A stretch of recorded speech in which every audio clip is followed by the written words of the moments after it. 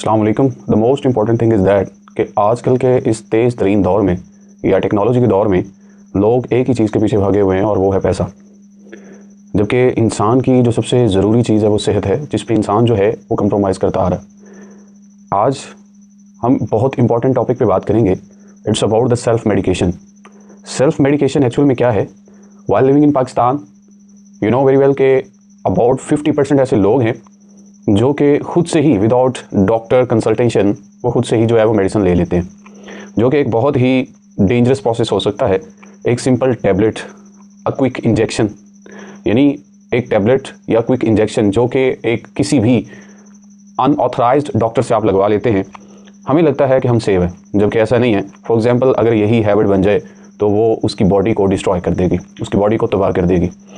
अब बात हम करते हैं कि एक्चुअल में सेल्फ मेडिकेशन जो है वो है क्या। Self medication it's most dangerous thing, और ये पाकिस्तान के अंदर जो है वो एक 50% लोग जो हैं इसको प्रैक्टिस कर रहे हैं।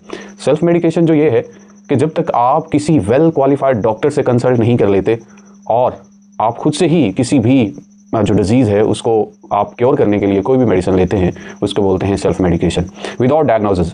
अब फॉर एग्जांपल उसमें क्या हो सकता है कि सेल्फ मेडिकेशंस के अंदर लोग जो हैं वो क्या लेते हैं, मोस्टली जो है वो पेन किलर्स हमारे घरों में पड़ी होती हैं, जिसमें पेनाडोल, पैरासीटामोल जैसी, ब्रोफन जैसी जो है वो टैबलेट्स वगैरह हमारे पास पड़ी होती हैं, और कई तरह की जो है वो एंटीबायोटिक्स भी हम इस्तेमाल कर रहे होते हैं। अब एंटीबायोटिक्स जो है ये मोस्ट डेंजरस मेडिसिन है। मेडिसिन की आप अगर बात कर लें तो एंटीबायोटिक जो है without any prescription, without any doctor consultation, antibiotic अगर आप खुद से ले लेते हैं तो उसके आफ्टर इफेक्ट्स बहुत शॉकिंग हो जाते हैं। अब एंटीबायोटिक एक्चुअल में क्या है, इस पर हम आगे जाके इस वीडियो में बात करते हैं। और कुछ लोग जो है वो घरों के अंदर मुख्तलिफ बीमारियों के सिरप्स वगैरह उन्होंने रखे हैं। फॉर एग्जांपल, अगर उनको कोई हल्का सा स्टमक डिसऑर्डर है या कुछ और है बच्चों के लिए, वो घरों में उन्होंने सिरप जो है वो रखे होते हैं।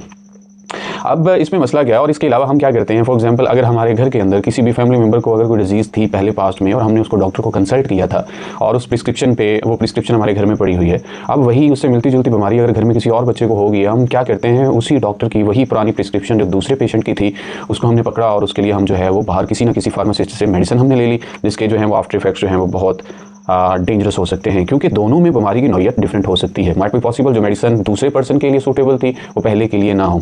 दूसरा बड़ा अलमिया हमारे पाकिस्तान में क्या है कि हम जो शॉपकीपर्स हैं, फॉर एग्जांपल जो मेडिकल स्टोर के ऊपर बैठे हुए लोग हैं, हम उनको डॉक्टर कंसीडर कर लेते हैं और उनसे मशवरा लेते हैं कि मुझे हेडेक हो रहा है, मुझे लाइट सा फीवर है, आप मुझे कोई डोज बना के दे दें। अब वो प्रिक्वेशनर्स हैं, जस्ट उनके पास मेडिसिन को सेल करने का सर्टिफिकेट मौजूद है, उनको ये नहीं पता, या आप कह सकते हैं कि वो वेल क्वालिफाइड डॉक्टर्स नहीं हैं। हम उनके मशवरे पर जो है वो मेडिसिन लेते हैं जो कि बहुत ज़्यादा हमारे लिए डेंजरस साबित हो सकती हैं।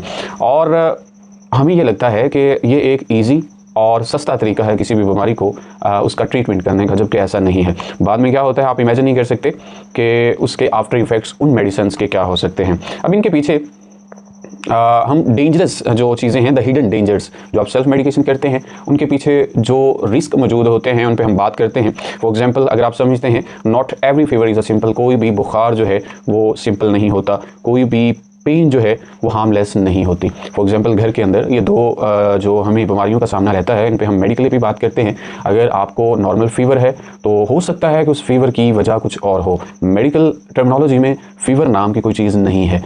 एक्चुअल में जब आपकी बॉडी के अंदर जो है कोई ना कोई मेजर इशू होता है तो आपकी बॉडी का टेम्परेचर हाई होता है और उसको हम फीवर कंसीडर कर लेते हैं, जिसके अवज़ हम क्या करते हैं कि क्विक हमारे घर में जो मेडिसिन पड़ी होगी, या हम किसी अताई डॉक्टर के पास जाएंगे और उससे मेडिसिन लेंगे, उसको आप सेल्फ मेडिकेशन कहते हैं। हो सकता है कि जिस डिज़ीज़ की वजह से आपकी बॉडी का टेम्परेचर हाई हुआ है वो डिज़ीज़ बहुत ज़्यादा सीवियर हो जाए। क्यों? अगर उसका आप बर वक्त इलाज नहीं करते तो ऑब्वियसली वो बीमारी जो है वो बाद में डेंजरस हो सकती है। या आपकी बॉडी के अंदर किसी भी जगह पे पेन है, ऑब्वियसली वो पेन किसी ना किसी रीज़न की वजह से है। हम क्या करते हैं, हम क्विक, हमारे पास जो सोर्स है, हम पैनाडोल जो है वो ले लेते हैं, और क्या होता है कि वो टेम्परेटली हमारी बॉडी का पेन तो रुक जाता है, लेकिन बाद में बहुत ज़्यादा हमें नुकसान का सामना करना पड़ सकता है।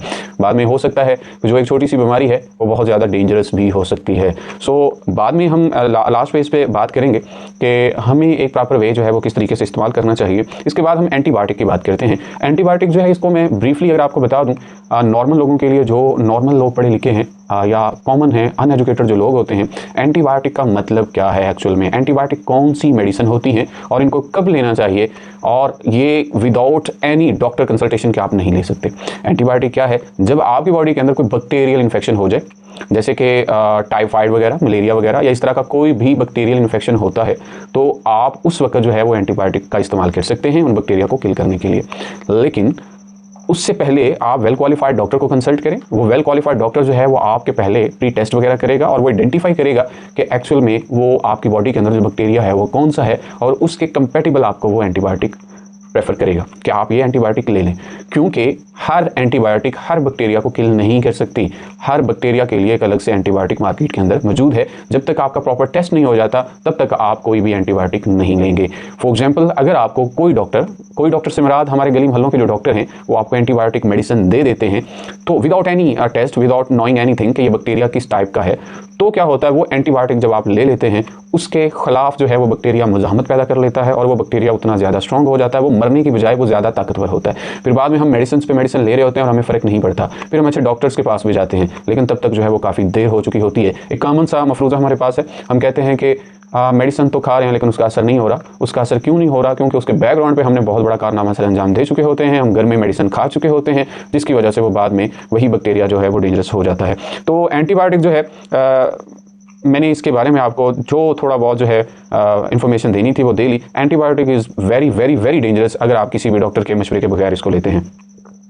इसके अलावा ये मेडिसिन जो है वो क्या करती हैं कि अगर आपको प्रॉपर जो है वो डॉक्टर के मशवरे के बगैर आप मेडिसिन ले रहे हैं, सेल्फ मेडिकेशन ले रहे हैं, तो हमारी जिस्म के अंदर जो बहुत ज़रूरी ऑर्गन है, जिसमें हमारे लिवर है, जिसमें किडनीज़ हैं, ये क्या होते हैं, ये ऑर्गन जो हैं ये डैमेज होना शुरू हो जाते हैं। लिवर और गुर्दे ये दोनों ऑर्गन्स ऐसे हैं जो कि बहुत इंपॉर्टेंट रोल हमारी बॉडी के अंदर प्ले कर रहे होते हैं। डायरेक्टली मेडिसिन इन पर असर करती है और पर्टिकुलरली गुर्दों पे असर करती है, जो बाद में गुर्दे जो हैं वो फेल होना शुरू हो जाते हैं, जिसकी वजह से हमारा ब्लड प्रेशर छोटी है जिसके अंदर जो है वो हाई रहना शुरू हो जाता है इन सेल्फ मेडिकेशन की वजह से। और अल्टीमेट जो है वो हमारे पास क्या होता है कि हमारे जो बॉडी ऑर्गन्स हैं वो डैमेज होना शुरू हो जाते हैं।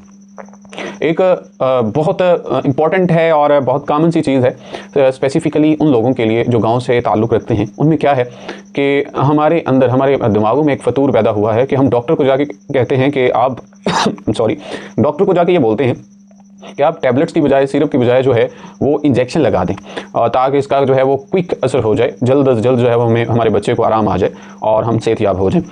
मैं आपको यहाँ पे एक बात ऐड करता चलूँ कि इंजेक्शन जो है वो फ़ौरन नहीं लगाना चाहिए। मैं इंटरनेशनल एक्सपोजर भी मुझे है और वहाँ पे कोई भी आम doctor without knowing the root cause of specific disease वो इंजेक्शन नहीं लगाता। और हमारे यहाँ क्या है कि कोई भी डॉक्टर, कोई भी प्रैक्टिशनर, कोई भी फार्मासिस्ट, कोई भी मेडिकल स्टोर वाला इस इंजेक्शन को प्रैक्टिस कर रहा है और इंजेक्शन जो है वो लगा रहा है। अब उस इंजेक्शन के आफ्टर इफेक्ट्स क्या हो सकते हैं ये हमें नहीं पता होता है एट दैट टाइम, लेकिन बाद में जो उसके आफ्टर इफेक्ट्स होते हैं वो हम बहुत अच्छे से बाद में हमें जो उसका सामना करना पड़ता है वो बहुत डेंजरस हो जाता है। आमतौर पे ये जो इंजेक्शन है ये डायरेक्टली जो है वो आपके ब्लड के अंदर जाता है और ये क्विक अपना असर जो है वो दिखा जाता है। जब आप अपनी बॉडी को ज़रूरत से ज़्यादा उस चीज़ पे मजबूर कर देंगे तो हमारे जो बॉडी आर्गन हैं वो ऑब्वियसली वो तबाह होंगे। हमारे जो मेजर आर्गन हैं जैसे कि गुर्दे है, जिगर है, वो अल्टीमेट जो है वो फेल होना शुरू हो जाएगा। क्यों? हम उस पर दबाव डाल रहे हैं। हम अपनी बॉडी को उसकी इम्यूनिटी के अकॉर्डिंग जो है वो नहीं छोड़ते कि हम स्लो मेडिसिन या जो एक वेल क्वालिफाइड डॉक्टर्स हमें मेडिसिन दे रहे हैं अकॉर्डिंग टू आवर डिजीज़, वो उस पर हम इंसार करने की बजाय हम कहते हैं कि हम आज ही ठीक हो जाएं और इंजेक्शंस लगवाने की वजह से हमारे बॉडी ऑर्गन जो है वो अल्टीमेट जो है वो तबाह हो जाते हैं। अब इन इंजेक्शंस ने, पर्टिकुलरली इन पाकिस्तान के अंदर इंजेक्शंस ने बहुत बड़ा जो है वो कह लें कि बीमारियों को पैदा किया। उन बीमारियों में सरफहरिस्त जो है वो हेपेटाइटिस है। आज से 8-10 साल पहले जब हमारे यहाँ हेल्थ को इतनी प्रायोरिटी नहीं मिलती थी, अब ज़रा हेल्थ को सोशल मीडिया की वजह से लोगों को थोड़ी सी अवेयरनेस आई है। एक ही जो सिरिंज है वो कई पेशेंट्स पे यूज़ हो रही थी और हेपेटाइटिस पाकिस्तान के अंदर इसी वजह से बहुत ज़्यादा फैल गया। और ये फैलाने वाले हमारे डॉक्टर्स ही हैं, हमारे डेंटल हैं, हमारे जो इंस्ट्रूमेंट्स एक पेशेंट पे इस्तेमाल किए, फॉर एग्जाम्पल उसको अगर हेपेटाइटिस था तो वही हेपेटाइटिस दूसरे पेशेंट के अंदर भी ट्रांसफ़र हुआ। अब इंजेक्शन जो है वो आमतौर पर आपकी नर्व भी डैमेज कर सकता है अगर अप्रोप्रिएट इंजेक्शन नहीं लगता। ज़रूरी नहीं कि on that spot with in a days, with in a month आपको वो इफेक्ट करे। हो सकता है कि वो 1 साल बाद अपना असर दिखाना शुरू हो जाए और आपकी नर्व जो है उसको डैमेज कर दे। अब आमतौर पर हमें क्या करना चाहिए कि हमें फ्लू, फीवर, बॉडी पेन जैसे जो टैबलेट्स है या इंजेक्शंस हैं इनकी हमें टेम्परेरी जो है वो ज़रूरत नहीं होती। हमें पहले इसकी रूट काज को आइडेंटिफाई करना चाहिए कि ये बॉडी पेन क्यों हुआ है, ये फीवर क्यों हुआ है, या हमें कोई भी इशू हो रहा है तो उसकी एक्चुअल रीज़न क्या है। फिर जाके हम, फॉर एग्जाम्पल, इन चीज़ों का घर बैठे तो पता नहीं चल सकता ना, तो हम घर बैठे डॉक्टर्स नहीं बने, फॉर गॉड सेक नहीं बने, हम जो है वो प्रॉपर एक स्पेशलिस्ट के पास जाएँ और उस बीमारी को डायग्नोज करें। बाद में डॉक्टर की प्रिस्क्रिप्शन के मुताबिक जो हमें मेडिसिन दी जाती है हमें वही लेनी चाहिए। और एक बात मोस्ट इंपॉर्टेंट कि एक पेशेंट की मेडिसिन जो है वो दूसरा पेशेंट इस्तेमाल ना करे। वाई? अब उसके बॉडी के फीचर्स अलग हैं, उसके बॉडी का मैकेनिज्म अलग है, आपकी बॉडी का मैकेनिज्म अलग है। There is a different thing. Particularly जब आप एंटीबायोटिक की बात करते हैं, एंटीबायोटिक पहले तो प्रिस्क्रिप्शन के अकॉर्डिंग लेनी चाहिए, खुद आप ले ही ना, कोई भी मेडिसिन खुद से आप नहीं लें, पैनाडोल भी नहीं लें, सेल्फ मेडिकेशन से फॉर गॉड सेक जो है वो परहेज करें। बाद में क्या होता है कि हम जो है वो मेजर डिजीजेस करवा के बैठ जाते हैं, जिसमें हेपेटाइटिस सरफरिश्त है, जिसमें डायबिटीज सरफरिश्त है, जिसमें स्टमक डिसऑर्डर जो है वो सरफरिश्त है, ब्लड प्रेशर जैसी डिजीजेस जो हैं वो हमें लग जाती हैं, जो कि दायमी बीमारियां होती हैं। बाद में इनका कोई ट्रीटमेंट नहीं होता, फिर हम मेडिसिन पे डिपेंडेंट हो जाते हैं। तो बजाय ये कि आप एक बहुत बड़ी बीमारी को जन्म दे लें, आप पहले ही अपना इस चीज़ का ख्याल कर लें कि मैं जो मेडिसिन ले रहा हूँ क्या ये मेरी बॉडी के मुताबिक है, या मुझे इस चीज़ की खबर है कि जो मैं मेडिसिन ले रहा हूँ ये मेरे लिए ज़रूरी भी है या नहीं है। खुदारा अपना और अपने जो अजीज़ हैं उनका ख्याल करें। चंद पैसों की खातर जो है खुद से फॉर एग्जांपल हम डॉक्टर के पास जाने के बजाय कि वहाँ पे तो हमारे पैसे लग जाएंगे, हम खुद से मेडिसिन ले लेते हैं। या घर में कोई एक आध बंदा पढ़ा लिखा है, वो मेडिसिन के उसको नाम पढ़ने आते हैं तो वो मेडिसिन दे रहा है अपने घर वालों को, जिसकी वजह से बहुत ज़्यादा मामला ख़राब हो जाते हैं। बाद में हम लोग ही इन्हीं डॉक्टर्स के पास जाके लाखों रुपया देते हैं और अल्टीमेट जो है क्या होता है कि उस बीमारी को हम क्योर नहीं कर सकते और लास्ट पे जो है मोस्टली जो है वो लोगों की अमवात हो जाती हैं। सो बजाय ये कि आप बाद में पैसा लगाएं, आप पहले जो है वो थोड़े बहुत पैसे लगा के उस बीमारी को आइडेंटिफाई कर लें, क्योंकि अल्लाह ताला की ज़ात ने रिज़्क़ का ज़ुम्मा तो खुद लिया, लेकिन सेहत का ज़ुम्मा जो है वो अल्लाह ताला ने नहीं लिया। सेहत हमारे पास अमानत है, हमें इसका ख्याल रखना है। और हेल्दी लाइफ ही इंसान को इस बात पे ये बहुत बड़ी नेमत है हेल्दी लाइफ। ये उन्हीं से पूछिए जो आज बीमारियों में मुब्तला हैं। डायबिटीज़ वाले पेशेंट मेडिसिन पे डिपेंडेंट है, हेपेटाइटिस वाले पेशेंट जो है वो मेडिसिन पे डिपेंडेंट है। सो सेहतमंद ज़िंदगी जो है ये बहुत बड़ी लाखों करोड़ों नेमत है एक आम इंसान के पास। फॉर गॉड सेक इसका ख्याल रखें, अपने अजीज़ों का ख्याल रखें और अताई डॉक्टरों पे मेरा लास्ट मैसेज आपको ये है कि अताई डॉक्टर से बचें। Thank you so much.